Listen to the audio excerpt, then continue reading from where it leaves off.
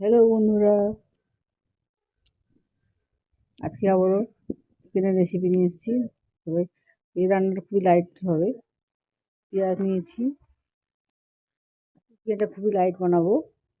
যে কোনো মানুষ খেলে শরীরের পক্ষে ক্ষতি করবে না। সামান্য তেল দিয়ে, অল্প মশলা দিয়ে, লঙ্কা কম দিয়ে রান্না করব। চিকেনটা বসে করে ধুয়ে নিয়েছি, পেঁয়াজটাও কেটে নিচ্ছি। এবার কীভাবে রান্না করবো এতে শরীরে কোনো ক্ষতিই করবে না। অনেক সময় লাইট খাওয়া খেতে ইচ্ছে হলে, শরীর কোনো সময় খারাপ লাগে, অসুস্থ হলে লাইট খেতে ইচ্ছে করলে এভাবে রান্না করে নিতে পারেন। অল্প সামান্য রসুন দেব, সবই অল্প পরিমাণ রান্না করব, অল্প দিয়ে রান্না করব। এদিকে আমি অল্প সামান্য হলুদ গুঁড়ো আর একটু জিরে মশলা, অল্প জিরে গুঁড়ো দিয়ে ম্যারিনেট করে নিচ্ছি। এদিকে রসুনটা আদাটা পেস্ট করে নিচ্ছি অল্প অল্প। কড়াতে তেল বসিয়েছি, খুবই কম পরিমাণ তেল দিয়েছি। ফোড়নটা দেবো, তেজপাতা, সাজিরা, গরম মশলা আমি ফোড়ন দিয়ে দিচ্ছি। বাড়িতে তো অল্প তেল দিয়ে এভাবে রান্না করে দেখুন, মাঝে মাঝে শরীরের পক্ষেও ভালো। সবসময় রিচ মাংস খাওয়া তো ভালো লাগে না। এভাবে লাইটভাবে রান্না করে দেখুন, শরীরের কোনো ক্ষতিও করবে না, খেতেও মুখে যেমন স্বাদ ফিরবে। ফোড়নটা ভালো মতো হয়ে গেলে তারপরে এখন এক এক করে করছি আমি। পেঁয়াজ কুচিয়ে রেখেছিলাম, পেঁয়াজ কুচিটাও দিয়ে দিচ্ছি। যেহেতু সামান্য পরিমাণ তেল দিয়েছি, মিডিয়াম থেকে কমিয়ে মাছটা কমিয়ে আছে, পেঁয়াজটা রান্না করবো। দেখুন কীভাবে রান্না করছি আমি। ভালো করে নেড়ে চেড়ে আস্তে আস্তে করে ভেজে নিচ্ছি আগে। তেল কম দিয়ে কীভাবে রান্না করতে হবে এর মধ্যে কিন্তু দেখলেই আপনি বুঝতে পারবেন। এবার নুনটা দিয়ে দিলাম যাতে পেঁয়াজটা তাড়াতাড়ি মজে যায়, নরম হয়ে যায়। পেঁয়াজটা এভাবে বেশ খানিকক্ষণ ধরে নাড়তে হবে।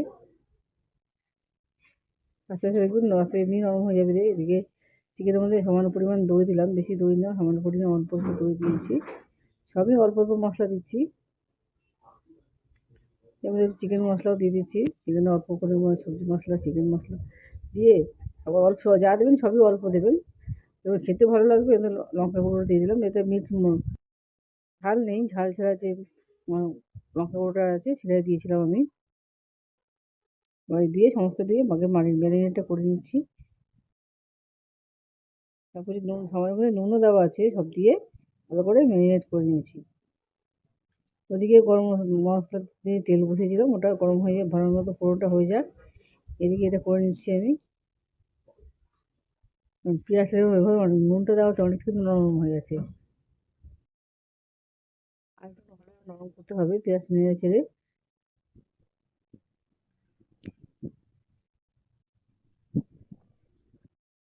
বাড়িতে এভাবে রান্না করে দেখুন কীভাবে। বাদ বাকি যে মশলা করেছিলাম আমি, আদা রসুন পেস্ট, দুটো কাঁচা লঙ্কাও দিয়েছিলাম, সামান্য পরিমাণ কাঁচা লঙ্কা দিয়েছিলাম, সেটা দিয়ে আবার নেড়ে ছেড়ে দিচ্ছি আমি। আবার কষিয়ে নেবো। বেশি আঁচটা বাড়িয়ে দেবেন, যেহেতু তেল কম, বেশি আঁচটা বাড়িয়ে দেবেন না, পুড়ে যাওয়ার চান্স থাকতে পারে। নেড়ে চেড়ে ভালো করে নেড়ে চেড়ে কিন্তু রান্না করবো। পেঁয়াজটা খুবই নরম হয়ে গেছে। এদিকে আদা রসুনটা যদি কাঁচা গন্ধ না থাকে ভালোভাবে নেড়ে ছেড়ে করতে হবে, যাতে মশলাটা একটু করে কষানো হয়ে যায়। পেঁয়াজে যে জলটা বেরিয়েছে সেই জলটাকে ভালো করে শুকিয়ে নিতে আনতে হবে।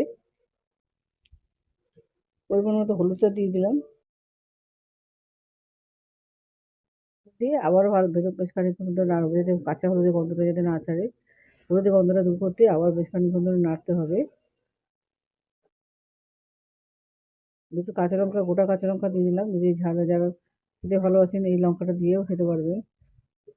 যেহেতু লঙ্কাটা কম দিচ্ছি, সেহেতু যে অনেকেই ঝাল পছন্দ করতে না পারেন, কাঁচা লঙ্কাটা খেতে পারেন। কাঁচা লঙ্কাটা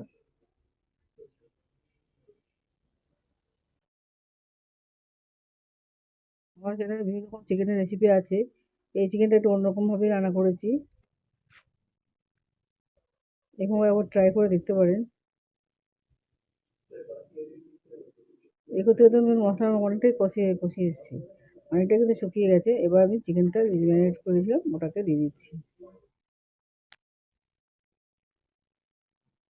দিয়ে আবার কিন্তু নাড়তে হবে, বেশ খানিকক্ষণ ধরে নাড়তে হবে। মশলাটার সঙ্গে চিকেনটা ভালো করে মিশিয়ে ফেলে আনতে হবে।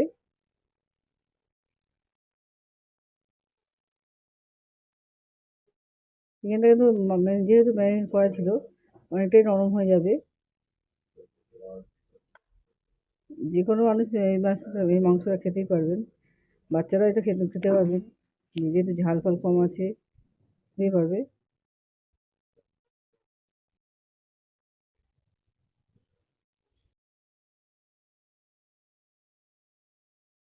ঢাকা দিয়ে একটু রেখেছিলাম যদি চিকেনটা যাতে সিদ্ধ হয়ে যায়, ঢাকা দিয়ে রেখেছিলাম।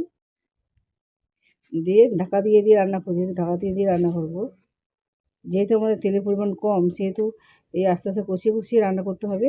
এভাবে ঢাকা দিয়ে দিয়ে নরম করতে করতে এভাবে রান্না করে দেখুন, রান্নাটাও খেতে ভালো হবে এবং তেলটাও কম লাগলো।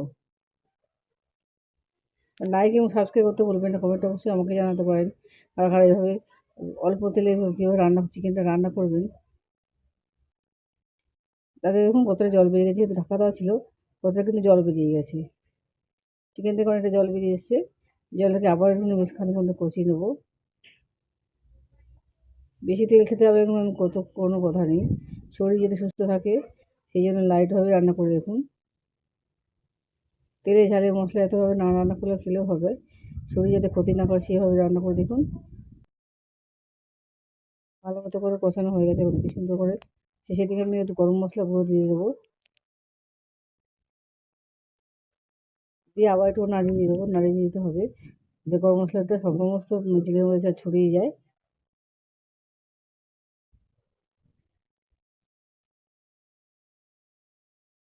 আমরা এই সময় ঢাকা দিয়েও রাখতে পারেন, তবে ভালো গন্ধটা থেকে যাবে।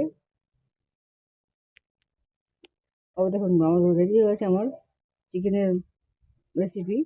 বাড়িতে অবশ্যই বানিয়ে দেখুন, বাচ্চাদের বয়স্ক লোকদের এই চিকেনটা রান্না করে অবশ্যই আপনারা খাইয়ে দিতে পারেন।